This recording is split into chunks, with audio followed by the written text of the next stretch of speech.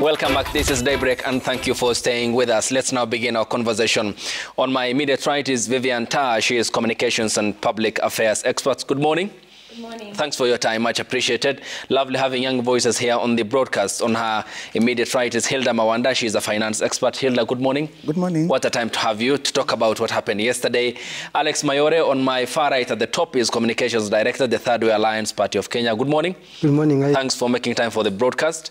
You'll also tell us more about the Haiti case. You are so much interested in that, and your party, of course, pushing for a stoppage of the deployment. Supeo Semenkure is youth leader from Kajiado County. Good morning. Good morning, Ayub. Lovely having you.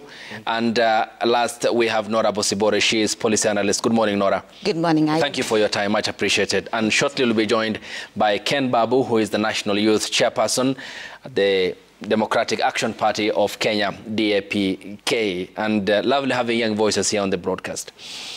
First, coming to you, Hilda. Yesterday, all eyes were trained on Parliament, and largely the presentations that were made by the Treasury Cabinet Secretary, Professor Njuguna Ndung'u. We have the aspect of the losers, and the winners. We'll be talking more about now the pressure on parliamentarians, the sharing of their numbers on public platforms, the pressure on them to reject the Finance Bill 2024. But first, what's your first assessment of the presentations that were made yesterday, and does it work in favor of the young people in Kenya? Thank you so much. And first of all, I think one big win for Kenyans is the allocation for education. And that, I think, is a win also for the youth, because then these are people who then, as soon as they finish their primary and secondary education, they are already the youth. So if we invest in them, then it's a good plus for us. So for me, the education part was a good indicator, because at least we have the funding for teachers, for JSS, and then they can be able to, pitch themselves for the future. So for me, that was a big win. Yeah.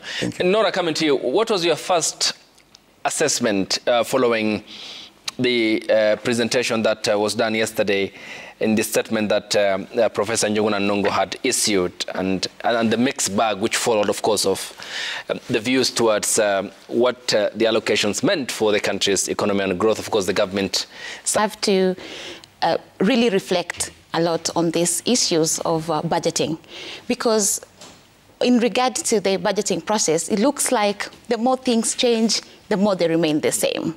I mean, what is different from last year's budget, for example? We were grappling with the issues of the Finance Act, okay, where they said that the more taxes that were being imposed were going to invigorate the economy. They were pumping it into the manufacturing sector. They were going to put aggregate industries across all counties so that the youth can get employment. What are the actual benefits that have come out of the last year's budget? So my point actually is that the more things change, the more they remain the same. There's nothing different. Yeah. All we do is budget for corruption and budget for wastage. And just like my sister Hilda has said, that there was a better budget for education, an increase from the previous years. But then what are the benefits? Because if you go to the faculty and learning institutions, they're complaining that the model that they introduced, the new financing model, does not augur well with the students, with the faculty, with anyone.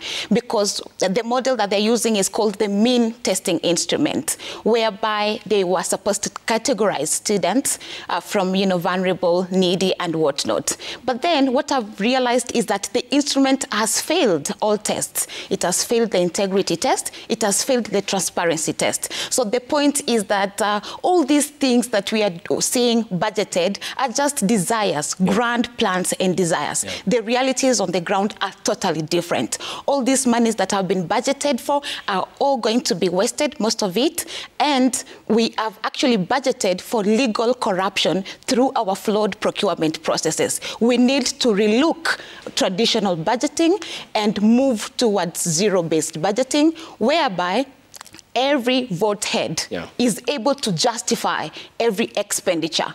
We do not want to just be incremental, that in the previous budget, we had this for this department, we just adjust it. No, let us go back to the drawing board. Let's start on a clean sheet and say, what exactly do you need? Do you realize, Ayub, that towards the end of the financial year, actually departments are always in a frenzy to use money so that they don't go back to the exchequer. That means that there's a problem in what we actually spend. It is not a revenue problem. Okay. It is an expenditure problem. All right. And then does that then include the aspect of in regards to your submission, the sort of blanket assumption that this is all going to West? You mean then that the accountability part is missing out in this whole equation, and then what then do you make of the per sector allocation? Education, of course, the biggest gainer, but you talked about the funding model of the university. There was the presentation that was made before the National Assembly's Education Committee when the Principal Secretary for Higher Education, Dr. Beatrice Inyangala, was put on the spot over the new funding model, which had largely locked out learners from needy households, and some still have fees arrears locked out of examination processes. But what about the other locations, for example, agriculture, the security sector? Do you then mean that there is this wholesale assumption that all is going to be lost, all is going to be embezzled or or stolen? A good part of it goes to waste. Because like I said, what we use as budgeting is traditional budgeting, whereby the departments just meet and kind of adjust from the previous year's budgeting. So, but then do they actually take regard within the strategic goals? Do they sit down and look at the strategic goals as a country, the strategic goals of the department, and then kind of know exactly what is required? Because clearly there's a problem of wastage, there's a problem of corruption, and there's a problem of not being able to spend within our means. So our issue really is that we are not able to optimize public expenditure, and we have also not actually been able to prioritize critical infrastructure in terms of investments. So then, sometimes I like data that can be looked upon. Mm-hmm. For example, the key driver of our economy is manufacturing. Okay. And if you go to the Kenya Association of Manufacturers website, and also even interviews done by the CEO, Anthony Mwangi, you can see that they have said that the contribution of the Kenya's manufacturing sector has been shrinking from 10.9% to GDP from 2013 to now 7.6 GDP.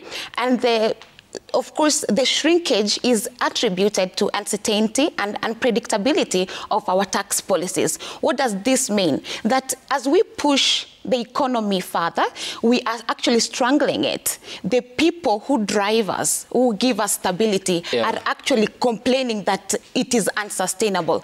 But what is the Treasury PS saying, Mr. Kipto? That I need more money. Our debt is at 11.2 trillion, and our debt to GDP is 73%. Okay. And the only thing we can do is tax you more.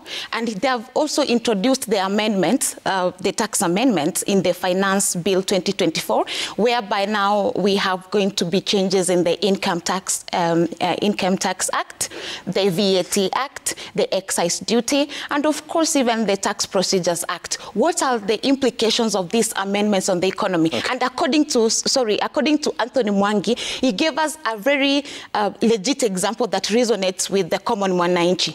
For example, he said, let's look at one commodity that every household in this country uses, which is cooking oil.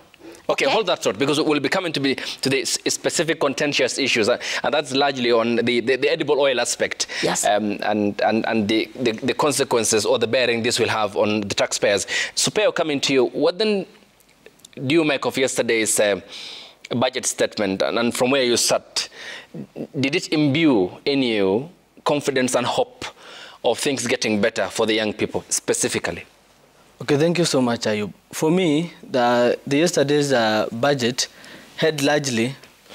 contained largely what I'd say a promissory sort of a thing. But the way these taxes are going to be raised is by overburdening the taxpayer, by introducing punitive taxes. And so that's like taking from the right hand and adding from the left hand and taking from the right hand, which is not fair. The young people have been taken for a ride for a very long time in this country. The young people have always been told that they are going to be given jobs. When you're given a job, yesterday I've seen on the newspapers that somebody who is earning 50,000 will only take around 22,000 home. And that is a person 29. Yeah, 29. Yeah. That is a person with a family to look at. That's somebody who's maybe relying on it to better himself in terms of investment, in terms of even catering for basic commodities. For you know, some of these people, only one person gets to be employed in an entire family. And so you take the burden at a very young age. So when you're overburdening that taxpayer, telling him that you're going to do this and this, and largely the money is not even used at the interest of that person. The money is always being misused. The money is always being embezzled at the expense of that taxpayer. So as much as the budget contains promising allocations, but the manner in which these funds are going to be raised, it's not right. And I say it doesn't favor young people at all. Vivian, on Monday you appeared before the National Assembly's Finance and National Planning Committee, and 48 hours later, the budget statement was read, and you engaged, I was there, the chairperson, Kuria Kimani, on some of the contentious proposals. I mean, what then was your assessment of yesterday's statement by the Treasury CS, and also the presentations which you largely made as a young person before the Finance and National Planning Committee? I feel that the Treasury says that they are appropriating funds and also collecting funds to benefit Kenyans. And from watching the interview of PS Kipto last night, I realized it's like the focus is on the issue of debt, the debt that Kenya has accrued. But from my perspective, I feel like the current debt of about 11.2 trillion shillings, first of all, is like a broken promise. Because when this regime came into power in 2022, I think our debt was at around 7 trillion. And meaning in less than 2 years, we've accumulated like an additional almost 4 trillion debt in less than 2 years, from 7 to about 11.2 trillion. Mm-hmm. The question is, what did this debt do? What is it servicing? And why should the burden be on us Kenyans to pay this debt? Somebody signed up for this thing, and what was it used for? Can we find out where that money went and hold those people, specifically accountable? Yeah. But also as a young person, I'd be very interested to see budgetary allocations for sectors like sports and sectors like the creative economy. I know that in the finance bill, one of the issues that will really affect young people is this taxes on like camera equipment, smartphones, things that young people right now are using in the creative economy to create content. Now, these people are not people who are established yet, but the same regime is now introducing, I saw in the Social Health Insurance Act, they're saying anybody who's 25 and above is supposed to pay a mandatory 300 shillings per month, whether you're jobless or not. Someone who's 25 years old in Kenya right now is probably most likely someone who's just finished college or finished university and is trying to find maybe work or a means to fend for themselves. And we know how the economy is. Getting jobs right now is very, very challenging. So I think it's like when they are making this budget, they are not thinking of the normal common Kenyan and the challenges they are facing, which is really a break from what the Kenya Kwanza regime spoke about when they were on the campaign trail. Because when they were on the campaign trail, the focus was on the issues affecting, a typical Kenyan. Yeah. But right now, it's like the focus is on, let's raise taxes. Okay. I know the president is on record saying his vision is to raise the taxes to 22% before he leaves office. But as a Kenyan, my concern is I want to see the tax collected, giving us service delivery, I want to see corruption stopped or curbed. I want to see austerity measures, being real and not just rhetoric. When you say you are going to stop all employment in the in government, I hope you're not going to, after 2 months, appoint CASs. because then that's money that we don't need. We don't need spent in that way. We want money going into other things. Okay. The accountability part and the rightful allocation of money. Yes. We'll proceed with that because it's opening up the spectrum in terms of the specific areas and the pronouncements made yesterday. Alex, coming to you, fundamentally, amongst the two biggest losers in this case, and this revolves around now this space, the young people's space, is the 20% excise duty on mobile and internet services. Young people have ventured into online and they're using social media platforms to make some gainful employment and also sustain their livelihoods. Then there is the aspect of 20% fees that will be charged through the internet and social media, subject to, of course, what influencers will be gaining from some of their engagements. Then this tied up with your assessment of yesterday's statement made by Professor Njuguna Ndung'u. Does this have a positive impact on young voices in Kenya, you included? Definitely no, it doesn't, because when you increase the cost of internet for young people who are not established yet, it means you're making the environment for them a bit more hectic. This is the time to let that creative industry grow. You see, when President Kibaki came to power, what he did, he expanded the tax base. So what he did was, for example, bring the motorbikes, which ones the transport industry. He bought them, give them free VAT, and then when the industry became big, that's when the taxation came. So you give an industry time to grow. Creative industry, the content creation space, is an industry that's emerging. It's not yet stable. So the best thing, the sensible thing for any government to do is to allow the industry to develop on its own. Once it's stable, you can now bring in the taxation aspect of it, because these are young people who are actually creating employment for themselves and others. As the government has usually encouraged us to do, please, there's not enough jobs, so create your employment. But now when people are creating the employment, taxation comes in. So that's like playing games with the youth.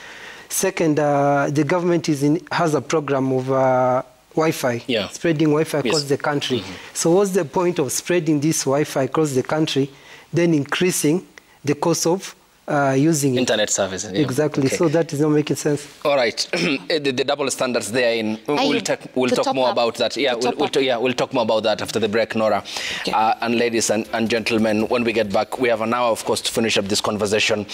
And shortly after that, we'll be joined by Ken Babu, who is the National Youth Chairperson, the Democratic Action Party of Kenya, DAP-K, and joins the team here as we proceed with the discussion here on the broadcast. And we welcome your contributions, which will be sampling your feedback in the course of this broadcast here on Daybreak, which will be back after the break. Stay tuned.